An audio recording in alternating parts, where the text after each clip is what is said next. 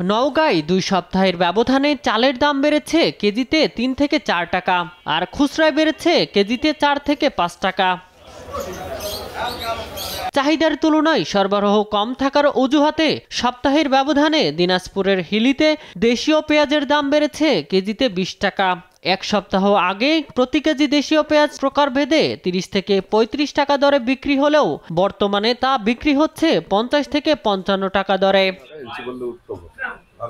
যশোরে একদিনের বৃষ্টিতে সবজিতে কেজি প্রতি 20 থেকে 30 টাকা দাম বেড়েছে।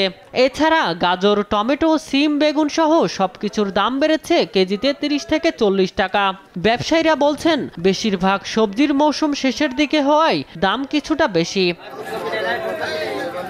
সাগরে মাছ ধরায় নিষেধাজ্ঞা থাকায় চট্টগ্রামের বাজারে মাছের সরবরাহ কম।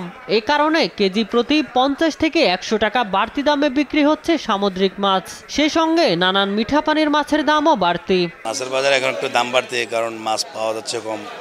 যেমন গত দুই দিন ধরে সাগরে মাছ বন্ধ।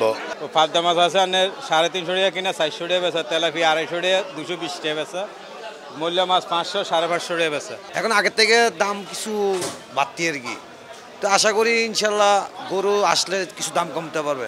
এখন আপনি ইন্ডিয়ার বর্ডারও বন্ধ, বার্মার বর্ডার বন্ধ। ময়মনসিংহের বাজারে চড়া মাছ মাংসের দাম। ব্রয়লার মুরগি কেজিতে 10 টাকা বেড়ে বিক্রি হচ্ছে 190 টাকায়। সোনালী কক মুরগি কেজিতে 20 টাকা বেড়ে বিক্রি হচ্ছে 280 টাকায়। গরু খাসির মাংসের দামও কেজিতে বেড়েছে 50 থেকে 100 টাকা। ক্রেতারা বলছেন ঈদ পরবর্তী বাজার আবারও অস্থির হচ্ছে। বাজারে পণ্যের দাম নিয়ন্ত্রণে নিয়মিত মনিটরিং জোরদারের দাবি তাদের। এছাড়া নোয়াখালীর বাজারে বেড়েছেন সবজি সহ নিত্যপণ্যের দাম। শামীম হোসেন, নিউজ ডেস্ক, দেশ টিভি।